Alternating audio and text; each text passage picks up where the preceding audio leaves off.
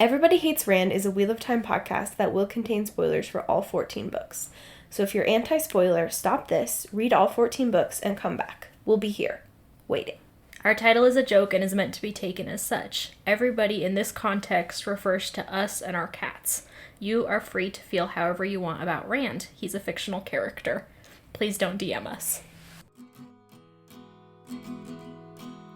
The world is a mess, Dark One stretching out his hand. The dragon's reborn, the fire's been fanned, but everybody hates Rand.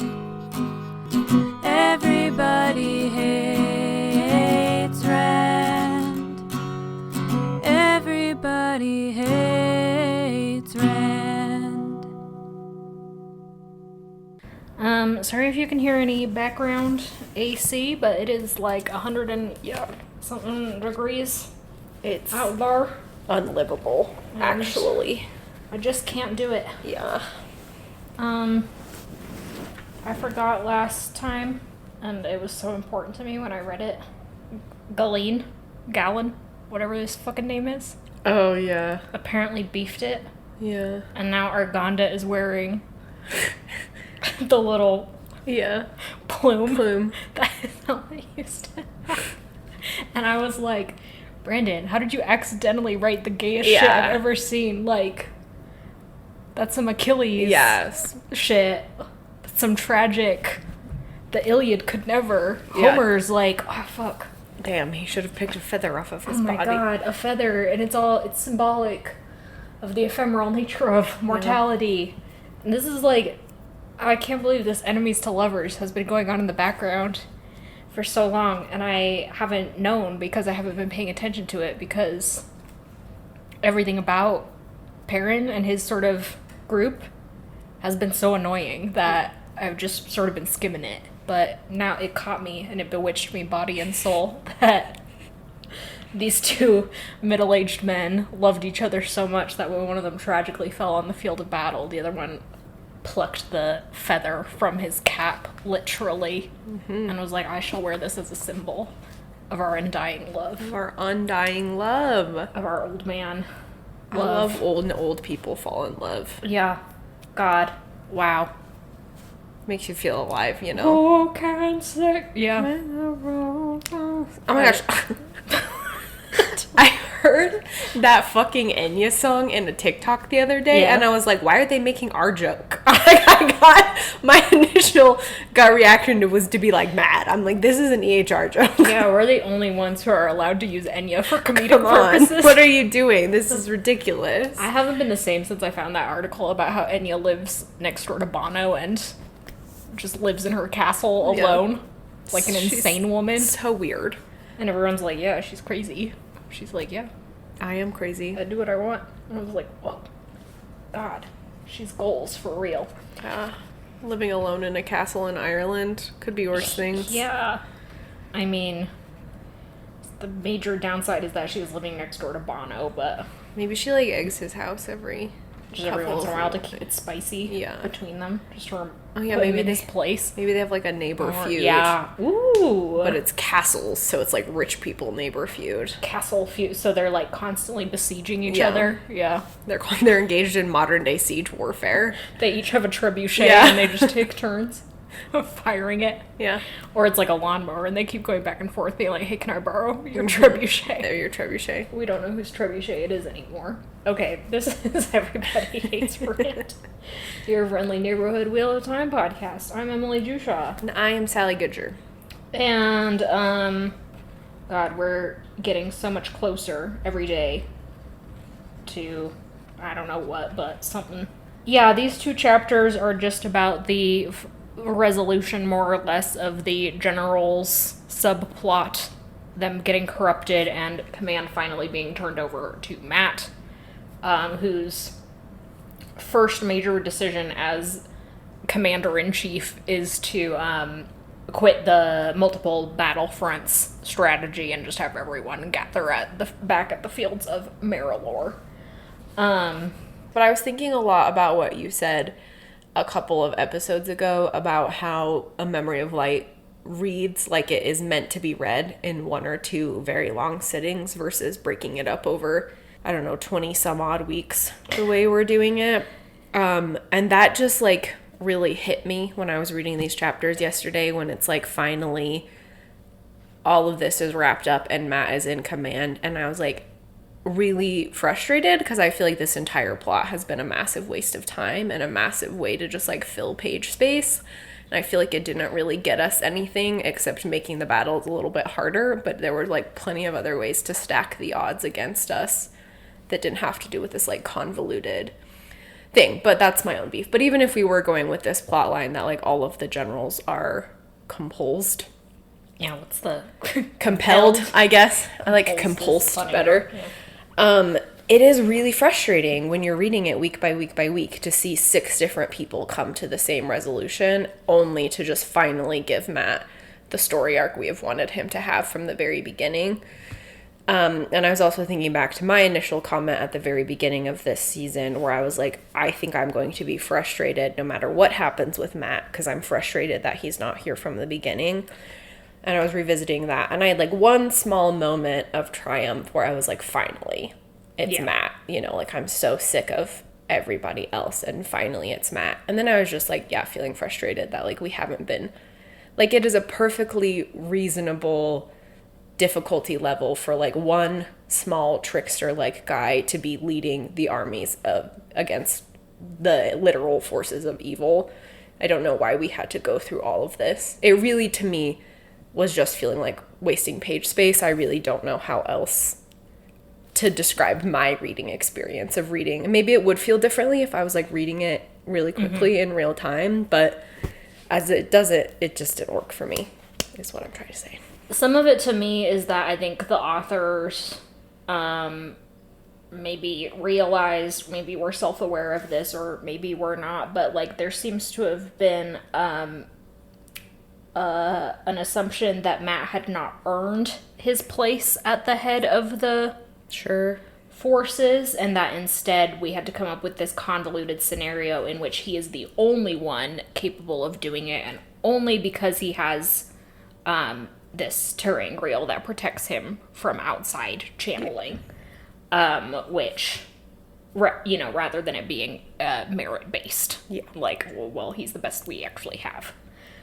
Which is in kind of stark contrast to a lot of the other main characters who have been put in their various positions on the battlefield by, like, having to claw their way directly into these positions. Mm-hmm. Like, we've seen so much about Edwin's sort of, like, leadership arc, and it's, you know, satisfying to watch her have such, like, good control over the White Tower. We are, like, totally confident that there's not going to be any sort of weird machinations in the background. It's just, like, cool, Edwin has got it together, and Edwin has earned all of the respect that she's getting. Yes. Elaine is a character who hasn't actually earned the position she's got to, at least according to the readers, but at least the authors have been setting up plots for her to sort of make it seem like she's earned it. Mm-hmm.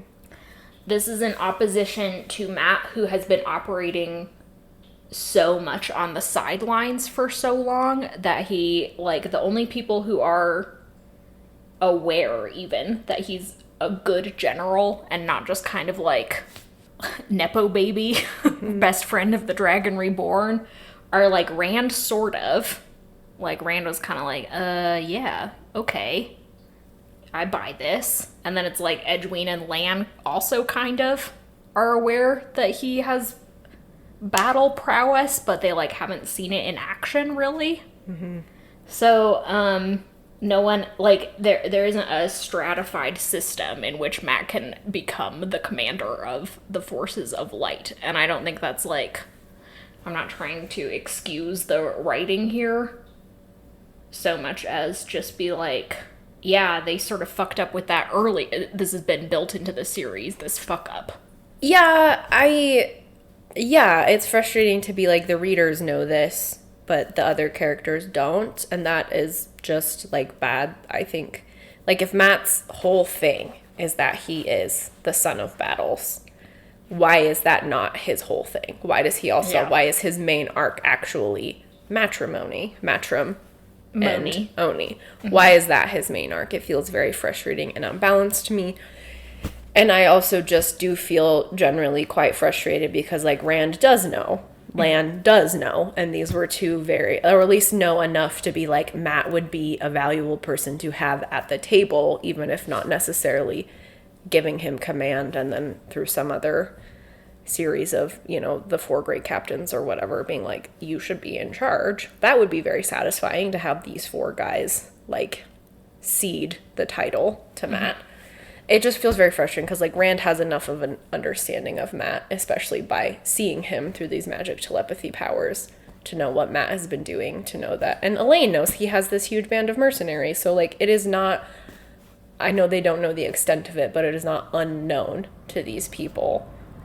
Yeah, I agree. It should have been at the very beginning. Rand should have been like, well, and Mat's the general. And maybe there would be people being like, what? Your random friend who just commands a band of mercenaries and we've never seen him in action, so we don't know if it's really him or just Talmonese. Yeah. Sort of figureheading it. Yeah. And Rand be like, well, I said so, and you have to deal with it. And then Mat just knocking their socks off. Yeah. Like, I get what you're saying, and I think I'm just really frustrated by the book at this point and frustrated by my day, so I'm feeling a little punchy, but I get what you're saying. Like, what you've laid out makes sense based on the narrative that Robert Jordan and Brenda Sanderson are providing to us, and that is the narrative that we have to deal with. We can't live in Fantasyland for forever, but it just, yeah, to your point, it just feels like a really major structural problem that is just very frustrating because Mat is, I know he's one of our favorite characters, but is objectively one of the more interesting characters in the series. Whether or not you are personally fond of him, he's doing a lot of fun archetype stuff. And to just consistently have those archetypes be shoved to the side in favor of him becoming Shanshan nobility, it's a very odd character choice to me. Yeah, and it's sort of in macro, the experience that we're getting in micro with the multiple battle fronts here, just sort of like the weakness of having a lot of point of views. Yeah. In a lot of different places that are not coordinating. Yeah. Like, it's so frustrating to have, like you said, 6 different people come to this realization. Yeah. And I imagine it would be frustrating. I don't remember, it was 10 years ago, but I imagine it was kind of frustrating in the even if you were reading this in. Yeah, like 1 or 2 sittings, just to be like, yeah, okay, I got it. Yeah, it might actually be more frustrating reading it in one sitting to be like, okay, like, can someone, like, now spread the word? Yeah, we've got it. We've got it. I understand. We don't need to do this individually for all 4 captains at the same time. And yeah, I think it's just like Wheel of Time. We've talked about this so many times. Wheel of Time draws a lot of its tension and narrative stakes from lack of or miscommunication. And that ain't working anymore. You guys have teleporting. I mean, it hasn't worked for, like, 6 books, but, like, people should be on the same page. Maybe I'm just spoiled because I live in a world where Sense8 existed, however briefly, and everyone just got to share their minds and always know what was happening with everyone else. Yeah. And I just want that. Well, it is, like, frustrating because Mat is apparently, speaking of men who are the first people on the planet to think of interesting ways to use gateways, is the first person to be like, open it and we'll just talk through it. Like, video conference. Yeah, it's FaceTime, baby. Like, nobody actually has to come here. We can just open multiple gateways and all be having a conversation together. And you're like, genius. Wow. Yes. Innovation in the field. You get the Nobel Prize for fucking scientific discovery. I know. I was like, and it's a good idea. And that's the type of stuff where, like, it would be fun to have Mat be the one to come up with these interesting ways to use gateways. Because we have our little trickster guy at the head of the battle. Who's slippery. Thinks outside the box. Yeah, and, like, sees Yukiri open one gateway to look at things, and he's, like, got 19 other ideas about how we could use this, fucking you know? Fabulous. So, yeah, it is just, like, not to be a dead horse, but the communication and, like, propping up Wheel of Time on lack of communication is frustrating, first of all, because, like, think of a better plot device, and second of all, like, we've had teleportation for like 10 books now. Like, it just isn't feasible that people aren't figuring this out. Speaking of teleportation, this is something I forgot to complain about last time when we were complaining about Andrel, is that Brandon Sanderson is no longer following the rules that Robert Jordan did set restrictions on traveling. You have to know the place you're traveling from. Andrel just showed up. Yeah. Are we supposed to believe he was walking around for an hour while everyone was dying in Yeah. order to learn the terrain? Yeah, and wouldn't he also have to know the terrain of Dragon Mount? I think- theoretically. Yeah, I'm a little more unclear on how That's right. You can travel to a place you've never seen before, but which is so backwards to me. Yeah. Like, you should have to know the place you're traveling Yeah. to versus the place you're standing That's in. how it fucking works in D&D, I Yeah, feel. maybe So Robert Jordan was like, there's way too many difficulties with that. How am I going to get people? It's like, Robert Jordan, that's the point. Yeah, the point of magic systems is to give you rules New you have to problems. think around. Yeah. Yeah, so you're right. Andril is a loser and isn't the thesis. Andril is a loser. Okay, those are my like thoughts in general about Matt taking command. I'm delighted to finally be here. I'm delighted to have someone More than halfway through the book. we know isn't being compelled and who we know is going to do a good job and who's theoretically like one of the first things Matt says in the entire series is battles interest me. Which is like would be such good. It is such good foreshadowing. It's really satisfying when you finally start to piece together this arc. So I'm just really frustrated that we got so close to being like we were so Matt. close to having this sort of like epic Yeah. conclusion to this arc, and now we're like, nope, Matt's a totally different character. Wrong thing, number one. Yeah. Number two, we absolutely beefed it at the finish line. We buffed it. I buffed it. Oh no, my point. Oh, no, my I point. shitted it. We shitted it at the finish line. And it just ain't.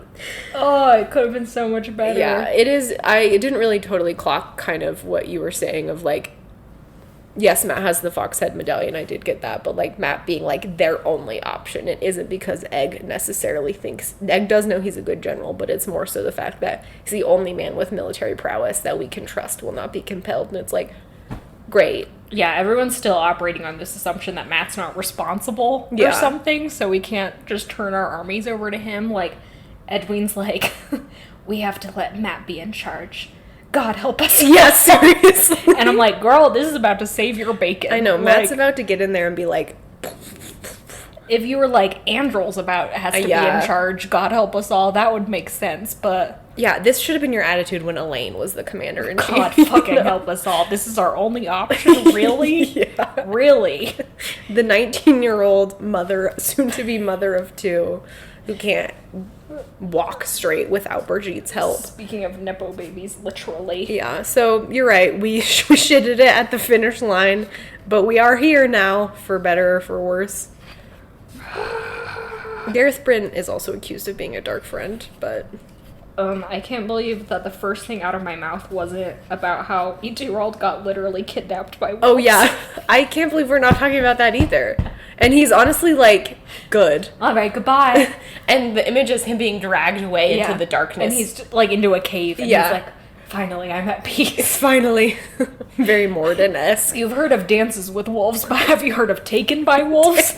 Taken, by wolves. Like, this is the start of a very erotic something. Oh, you're right. Elias and E2-year-old in a cave. Yeah. I'm also so, like, Elias, you're such a weird character. Yeah. Mostly, like, 98% of the time, I don't like you. Yeah. But here you were presented with a problem to solve. Yeah. Perrin was like, I need you to communicate to everyone that the generals are compromised. And Elias was like, I will send the wolves to kidnap him. Got it. And then Perrin was like, what? Wait.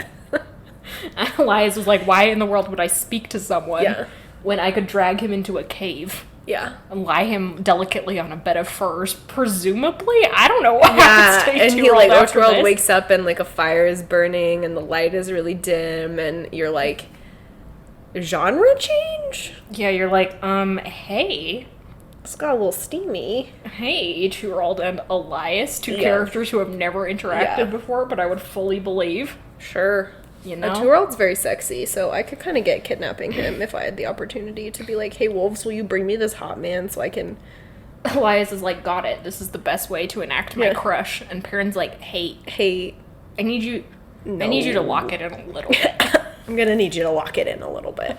This is just the worst time possible for you to be having feelings. Yeah, for the first time in his life, Elias saw a 2-year-old with his big ruby earring and was like, oh, I want that twink obliterated. by me. By me. Yeah, 2-year-old's point of view is very funny because, like, he's like, everything is going fine, military. And 2-year-old starts with me like, I'm having the worst dreams ever. I had a dream about cannibalizing my own family, and that's weird, but I guess I'll just get past that. And I'm like, how much NyQuil are you taking? I know. Man? You have to wonder if Grendel has it out for a 2-year-old in particular, because those are, like, it's pretty fucking gnarly in there. Yeah. I guess we haven't really had points of view much from the other 3, but, like, are they all getting nasty cannibal dreams, or what? Or is that 2-year-old's, like, trauma compounding, and also Grendel has it out for him specifically, because she's like, my plans in plans in Erotic. This short king absolutely fucked them all up. In return, I'll give him scary dreams. It's very scary. It's very scary in there. I mean, that's minimizing the impact that disturbing dreams can have on one's day. Of course. Yeah, 2-year-old's just like, hey, something ain't right. Something is not right. Yeah. Both with my mind generally, and also, oh my gosh, I've set us up for a trap. And we have, like, his point of view as he's thinking, I need to give command to someone, like, I am no longer reliable, and he's, like, trying to do that, but the compulsion isn't letting him. Mm-hmm. It's very spooky. And then the wolves arrive and literally bonk him on the head, basically. Yeah, like, Elias leaps for a 2-year-old and shoves him off the top of the rocks. A 2-year-old, like, falls backward like Jesus and is like, thank God, responsibility be gone. Yeah. And then the wolves took his arms in gentle mouths and pulled him off into the darkness as he slowly drifted into unconsciousness. I mean, yeah, it's kind of erotic. They're gentle mouths. Yeah. Damn, dude. You're like, what in the Ice Planet Barbarians is about to happen in here? I don't know. But also, again, I don't remember a 2-year-old having another point of view, so for all I know, he spent the rest of the last battle in this cave. In this cave with some wolves. And they're like, we can't trust you, so... So you just gotta stay here. We're vibing. I am like, they're not giving us enough information about what's happening to these guys who have been compelled. Like, it was one thing for Agilmar to try and commit seppuku. I'm kind of surprised that, like, Gareth Bryn, Bashir, upon being found out, didn't also have sort of like a kill switch activated in their brains. Yeah. To try and eliminate themselves. That seems like the smart thing to do. If you were putting someone under compulsion. Yeah, just be like, okay, we'll just kill them. And that's also a bad thing because one of our great military minds now is gone. But no, they're just like, phew! Well, we don't know what's going on with Bashir, but Gareth Bryn, upon being confronted, they're like, hey, you've been fucking it up big time, big boy. And he's like, no, it's all good in the hood, fam. And they're like, no, absolutely, we've got the receipts, pal, and you've been fucking it up. And he's like, oh, I'm so glad someone noticed. It was all a cry for help. It's been a cry for help this entire time. I really thought I was losing it. Yeah. So, thank you. I will see myself out. Yeah. And it's like, where are you going, Gareth? No one, you know? Yeah, it's a good point you raise about, like, what Grendel hopes to accomplish with this compulsion. You would think it would be more of a, like, not only are they making bad decisions, but they're going to do whatever they need to stay in power, including, like, try and attack people who try to oust them. And also, like, if that doesn't work, gone. Goodbye. Like a little switch in the brain. Yeah, this is one of the dangers of, like, playing with a magic system that, again, doesn't have very many rules set out for it. And so Brandon Sanderson is free to just kind of, like, take that wherever he wants. Compulsion, as we have understood it prior to this, just isn't that sophisticated. It's more of a hard rock than a scalpel. Sure. It's like either you turn into a total, like, sort of zombie, the way Grendel does to all of her little creatures, or you are the same person under one very specific order. you know, so the idea that Grendel has gone in there and her one very specific order is just like fuck up the battle plans and not something bigger, like I don't know what I'm saying. I'm just like, no, you're playing with the text that we've been given, whereas I am like, what if I did it better, which is not very helpful.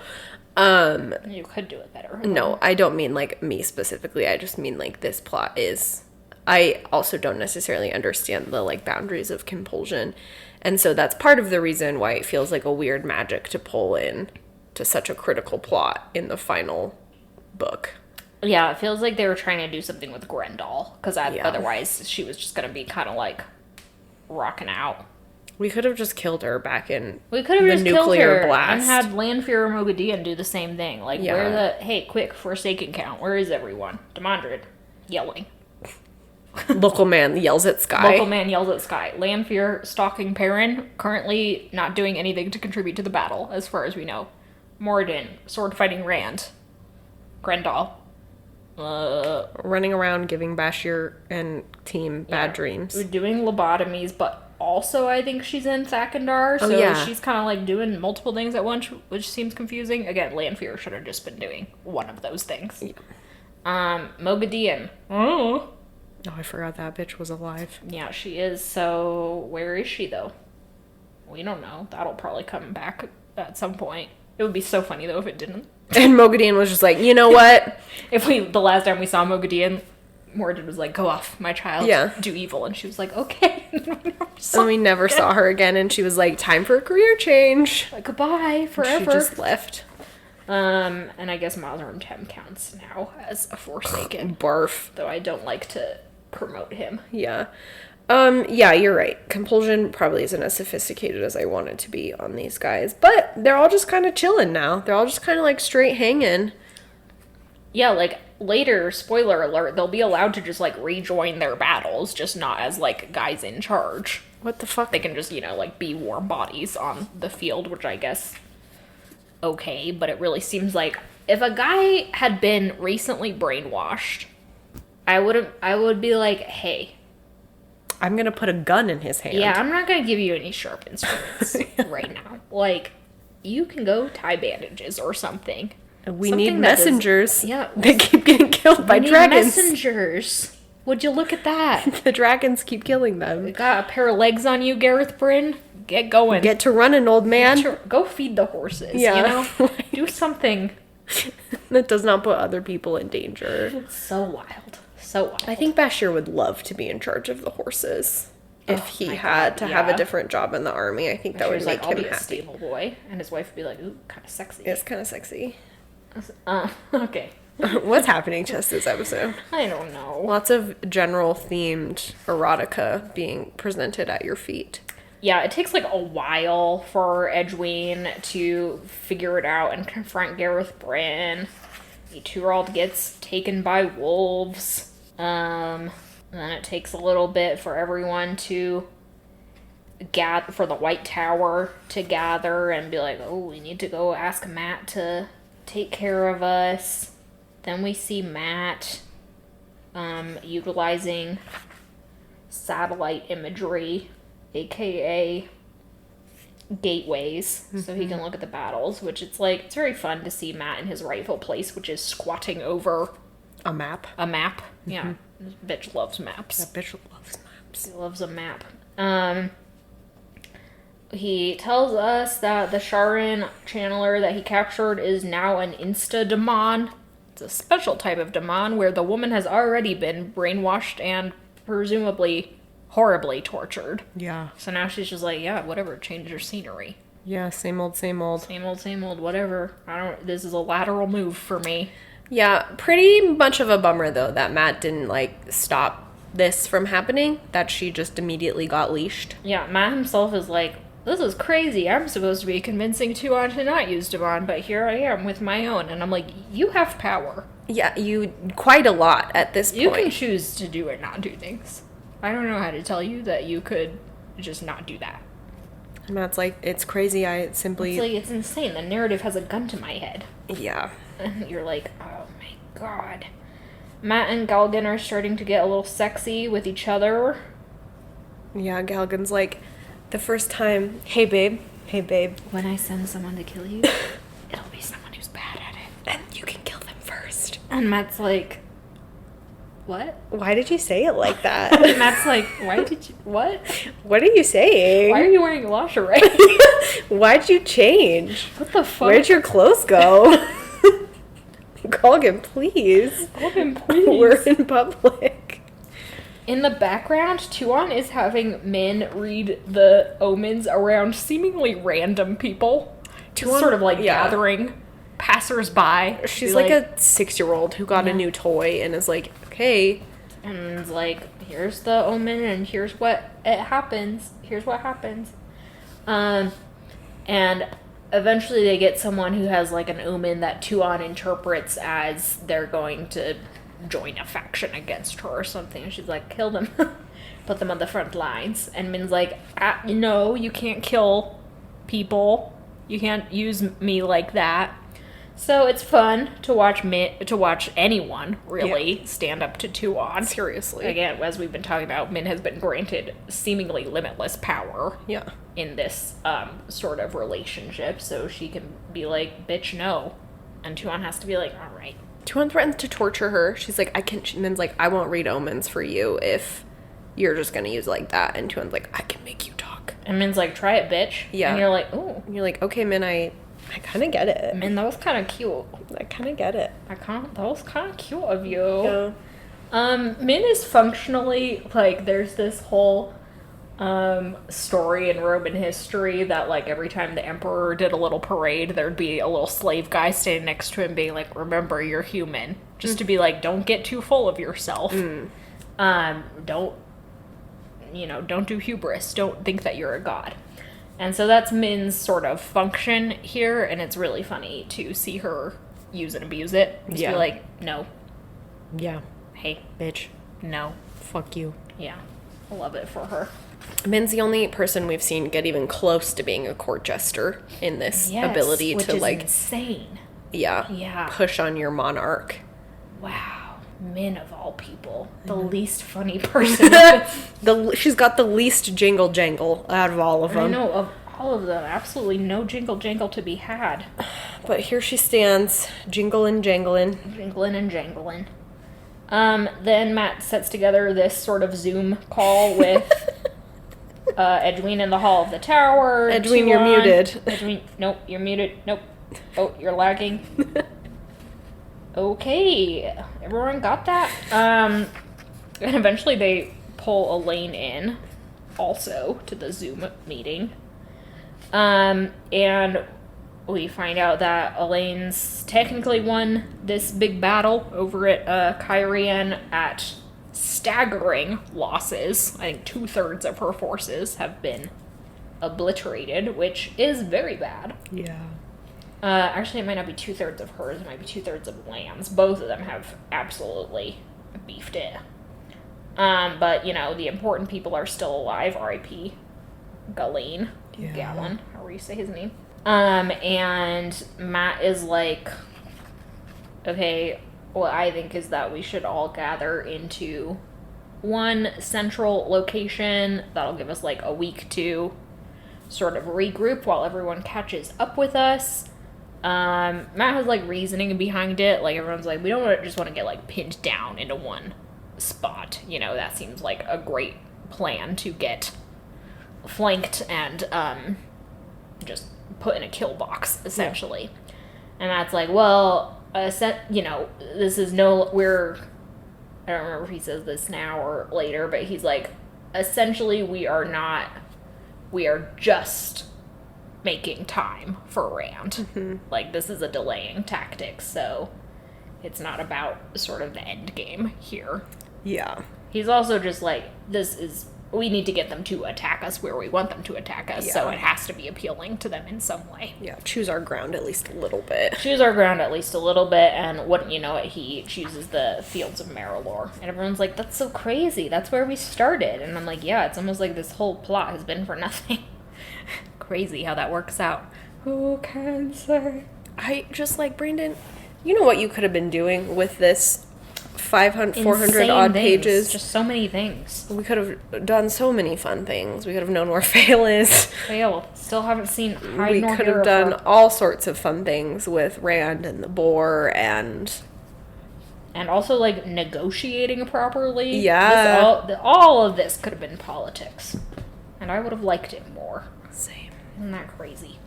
Our last little point of view in this section is Glad, his boy toy Trom has died. Don't you hate when that happens? Don't you fucking hate when that happens? And Glad is, like, tired. He's like, we have been fighting. It is real bad. He goes and regroups with all of the sort of important people who are here, Elaine and Tam and Talmanies and everyone. They're already talking about, like, how we need to do a propaganda and make this out to be a victory. And Glad's like, oh, it absolutely was not. And they're like, well, gotta keep up morale. Elaine also is like, Glad, why aren't you doping like the rest of us? Yeah. Getting your energy washed away by the Ashaman. And Glad's like, because I'm commanding people and I don't want to lose sight of the fact that they're tired. Yeah. Which I'm like, wow, Glad, sometimes you are... How are you, the most empathetic person on the page right now? Absolutely nuts. And we just end ominously with them being like, oh, it's gonna be so much worse at the Fields of Marilor. End. In the very next chapter, we will get a Fail point of view. Well, that's good. So we'll finally find out what is going on with her, which is, not much, you know? It's gonna be Perrin, Avienda, Fail, Rand. That's it, those are the 4. We only have 2 more sections, 2 more episodes before we get into the last battle. Proper chapter titled The Last Battle. So that's crazy. That is crazy. I believe next week, if I've got my math correct, next week will be a week off. We're going to be traveling. So, Sawi. We'll be traveling for a week, but we'll be back as usual the following Monday to release more content. More of that sweet, sweet content. And then I think we don't have too many more breaks planned for. No, I don't think so. I think we'll probably get it done pretty soon, which is kind of sad in a way. Kind of sad. Kind of crazy. Trying to find a way to grieve the ending of this project in advance so that I feel less devastated about it. I'm certainly going to miss you guys, the listeners. I'm going to try and find a way to stay in contact with all of you. Tybalt's committing crimes as I'm trying to have this heartfelt sentiment to my beloved friends. Tybalt's been committing crimes all day. That will be our fucking sign-off. Just wait a second. I was trying to think of a sign-off, and then I was like, oh, right. World War III has been happening in our house all day. Anyway, we'll find a way to stay in touch with you guys. I know this is way preemptive, but I was thinking about it today. Yeah, we like you guys a lot, so thanks for all the support over the years. Yeah, we have a bunch of art that you guys have made us hanging on our walls, and it's fun to look at every day and just remember all the shenanigans. Yeah. Thanks for now to Glenna McKenzie for our theme song, to our patrons on Patreon, and our followers on social media. Yeah, again, you guys are the best. Tell us that's good sign off. Okay, we, for the uninitiated, if you just happen to pick up this podcast and listen, have 2 cats. Tybalt, who is a bastard, and Ed, who is in better health now, but an older cat and with a chronic illness. And they fight sometimes the way that cats do. It's mostly like playing. Sometimes Tybalt gets a little aggressive and we have to be like, okay, Ed doesn't actually want to play with you. Sometimes Ed will fully just that's come true. and provoke Tybalt. Yeah. So Ed is an instigator sometimes. Ed mostly it's play. Yeah, that's the point. Mostly it's play, and you're like, okay, they both seem to get enrichment out of this and like the wrestling and the physical activity. Today we hear this god-awful yowling in the living room, so we both come out here, and Tybalt I watch him throw Ed to the floor. Ed, like, scrambles up yowling, and Tybalt leaps, like, fully a foot onto Ed's back. And Ed is just, like making the most upsetting noise. That was really upsetting. And I had to, like, pull Tybalt off of him. And we're like, okay, the violence is not acceptable. So Tybalt is now in his disciplinary pirate shirt, except a few hours later, he was doing it again. And I look over and Ed's trying to jump onto the thing that we have our litter box in order to get to safety. And Tybalt just like basically grabs him out of midair and throws him onto the ground. I don't know what's happening, if they like had some type of fight. But Tybalt is really like Cain and Abel. Where's the beef, guys? In this household. Is something in your little kitty brains? He's just staring at us in his stupid pirate shirt. He's like, I didn't do anything wrong. I've never done anything wrong. I'm the victim. Life. Oh my god, Tybalt. So that is our sign off. That is, you guys are probably so sick of hearing about these stupid cats, but the last battle is happening in our house. Yeah, so. Exactly. The dark one, Tybalt, is fighting the light, Ed, in the middle of our home. Evil. Okay, everyone. Have a good week. Bye.